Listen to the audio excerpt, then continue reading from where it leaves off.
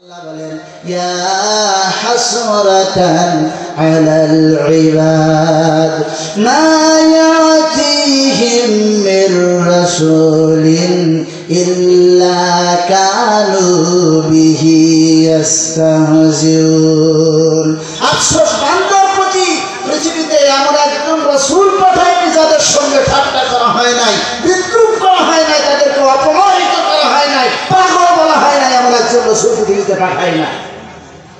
যে মানুষগুলির হেদায়েতের জন্য আল্লাহর পক্ষ থেকে আসমানি কিতাব এলো, যে মানুষগুলির হেদায়েতের জন্য আল্লাহর পক্ষ থেকে যুগে যুগে নবী এবং রাসূল এলো, এই মানুষগুলি সেই নবী রাসূলদের সঙ্গে খারাপ আচরণ করলো আর তাদেরকে পাগল বললো, তাদেরকে জাদুগ্রস্ত লোক বললো। নাউযুবিল্লাহ। এই পৃথিবীর বুকে যারা মানুষের জন্য সবচাইতে কল্যাণকামী, সবচাইতে আপনজন, যারা মানুষের অন্তরের খবর নিয়ে তাদেরকে আলো অন্ধকার থেকে বের করে আলোর দিকে আনার চেষ্টা করেছেন, খারাপ থেকে বের করে ভালোর দিকে আনার চেষ্টা করেছেন। যে মানুষগুলো চুরি করত, চুরি ছেড়ে দিয়ে ভালো কাজ করবে এই আদেশ যাদেরকে দিত, যে মানুষগুলো জেনা করত তাদেরকে জেনা ছেড়ে দিয়ে আল্লাহর পথে আসার জন্য যারা আহ্বান করলো, জেনা বন্ধ করে দিতে বললো, সুদ মানুষকে শোষণ করেছে, এই সুদী কারবার থেকে ফিরে আসার জন্য যেই নবী রাসূলরা চেষ্টা করেছেন, সেই নবী রাসূলদের উপরে হামলা চালায়েছে, এই সমস্ত অপরাধ প্রবণ মানুষগুলি আমার আল্লাহ রাব্বুল আলামিন তাই বলেন, আফসোস বান্দার উপরে এমন একজন নবী পৃথিবীতে পাঠায়নি যার সঙ্গে সমকালীন যুগের লোকেরা খারাপ আচরণ করে নাই। প্রত্যেক যুগের নবীর সঙ্গে দুর্ব্যবহার করা হয়েছে। নাউযুবিল্লাহ। সেজন্য নবীদের দায়িত্ব, নবীদের কাজ। আজ তো পৃথিবীতে নবী নাই। হযরত জাকারিয়া শাহাদাত বরণ করলেন, হযরত ইউনূস আলাইহিস সালাম অত্যাচারিত হলেন, হযরত নূহ আলাইহিস সালাম বঞ্চিত হলেন, লাঞ্ছিত হলেন, হযরত ইব্রাহিম আলাইহিস সালাম আগুনের পরীক্ষা দিলেন, হযরত মূসা আলাইহিস সালামকে সমুদ্রের পরীক্ষা দেওয়া লেগেছে। এমন কোন নবী নাই পৃথিবীতে পরীক্ষা ছাড়া নবী আল্লাহ পাক উঠায় নিয়েছেন, এমন কোন নবী পৃথিবীতে আসে নাই। ঠিক কিনা বলেন? সুতরাং মুসলমানেরা, আপনারা যদি ইমানের দাবি করেন, যদি বলেন আমি মুসলমান, আমি একজন ইমানদার, তাহলে আপনাকে ওই নবীদের দেখানো পথের উপরেই চলতে হবে। ঠিক কিনা বলেন?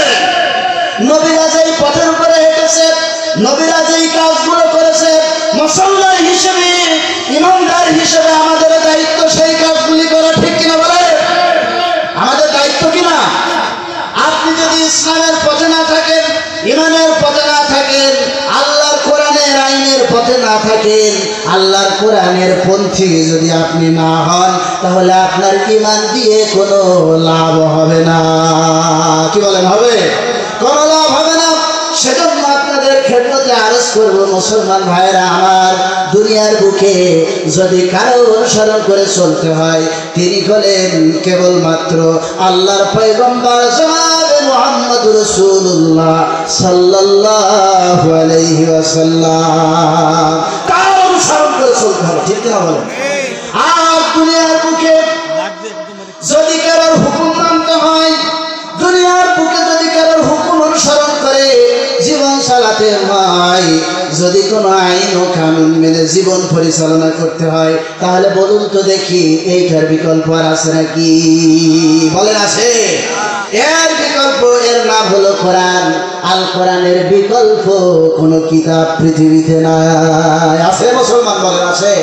সেজন্য মুসলমানদেরকে আনুগত্য করতে হবে, দেখে চলতে হবে কোরআন শরীফ, আর অনুসরণ করতে হবে বিশ্বনবী জনাবে মুহাম্মদ রাসূলুল্লাহ সাল্লাল্লাহু আলাইহি ওয়াসাল্লামকে। সেজন্য আল্লাহ রাব্বুল আলামিন বলেন, ও পৃথিবীর মানুষেরা, আমি তোমাদের জীবন দিয়েছি, আমি তোমাদের মৃত্যু দিয়েছি। জীবন মৃত্যু এই জন্য দিলাম, দুনিয়ার বুকে ইচ্ছা অনুযায়ী চলতে পারো না, দুনিয়ার বুকে মন মর্জি মোতাবেক চলতে পারো না। আমার একটা বিধান তোমাদের কাছে গেছে, ওই বিধান অনুযায়ী চলবে। আর আমার নবী তোমাদেরকে যেভাবে চলতে বলেছেন সেভাবে তাকে অনুসরণ করে চলবে। ঠিক কিনা? এখন এইভাবে এভাবে যদি আমরা চলতে পারি তাহলে আমার আল্লাহ রাব্বুল আলামিনের দরবারে পরীক্ষায় আমরা পাশ করে যাব, ঠিক কিনা বলেন? আর যদি চলতে না পারি, যত বড় হাজি হোক, যত বড় পীর মুরিদ হোক না কেন, যত বড় মাওলানা হোক না কেন, যত বড় সুফি হোক না কেন, যদি আল্লাহর এই কোরআন অনুযায়ী রাসূলের সুন্নাহ অনুযায়ী জীবনযাপন না করে, কিয়ামতের দিন কোনো নেতৃত্বে কাজ হবে না। হবে? কোনো নেতৃত্বে কাজ হবে না। কোনো বাপ, কোনো মা, কোনো পীর, কোনো নেতা, কোনো মন্ত্রী, কোনো এমপি কেউ কোনো উপকার করতে পারবে না। পারবে? কেউ সামান্য পরিমাণ উপকারে আসবে না কিয়ামতের দিন। আল্লাহ রাব্বুল আলামিন বলেন, লাহু মা ফিস সামাওয়াতি ওয়া মা ফিল আরদ। আসমান এবং জমিনে যা কিছু আছে সব আল্লাহর। সবটাই কার? মান যাল্লাযী ইয়াশফাউ ইনদাহু ইল্লা বিইজনি। কে আছে আল্লাহর হুকুম ব্যতিরেকে কিয়ামতের দিন আল্লাহর সামনে কথা বলতে পারে, সুপারিশ করতে পারে, এমন ক্ষমতা কারো আছে? সেজন্য পৃথিবীতে বাপ আমার পিতা হতে পারে, কিন্তু কিয়ামতের দিন আমার আপন না। মা আমার আপন হতে পারে, কিন্তু কিয়ামতের দিন আমারে চিনবে না। ভাই বোন আমাকে চিনবে না, সন্তান আমাকে চিনবে না, স্ত্রী আমার পরিচয় দিবে না। কিয়ামতের দিন নেতারা বলবে, আমি তোমার চিনি না, তুমি কে আমি জানি না। এজন্য প্রত্যেক ব্যক্তিকে কিয়ামতের দিন নিজের হিসাব নিজেকেই দিতে হবে। সেই অনুভূতি নিজের কলিজার ভিতরে জাগ্রত করে সমস্ত পথ এবং মত ছেড়ে দেন, শুধুমাত্র আমার আল্লাহর পথ অনুসরণ করতে হবে, ঠিক কিনা বলেন? পারবেন না ইনশাআল্লাহ? কি বলেন, পারা যাবে না? হ্যাঁ, আপনাদের খেদমতে আরজ করি ভাই, পৃথিবীতে এই কথা এই আয়াতটা শেষ করে দেয়। আল্লাহ বলছেন যে আমলটা কার ভালো হয় এটা আমি দেখে নেব। যার আমলটা ভালো হবে এ লোকটা তো নাজাত পেয়ে গেল, আল্লাহ তাকে মাফ করে দিবেন। কিন্তু আল্লাহ বলেন, দুনিয়ার বুকে বহু মানুষ আছে আমার এই কথা শোনার আগ দিয়ে তারা অনেক অন্যায়, অনেক অপরাধ করেছে। যদি তওবা করে ফিরে আসে, আমি আল্লাহকে গফুর হিসেবে পাবে, ক্ষমাশীল হিসেবে পাবে। আমার কাছে তওবা করলে পরে আমি আল্লাহ তাদেরকে ক্ষমা করে দেব। কোন সুবহানাল্লাহ। আর যদি বলে যে না, পরকাল বলে কোনো জিনিস নাই, ওসব মৌলবীদের কথা, মোল্লাদের কথা, আল্লাহ পাক বলেন আমি তার জন্য কঠোর হয়ে যাব, আফসোস হয়ে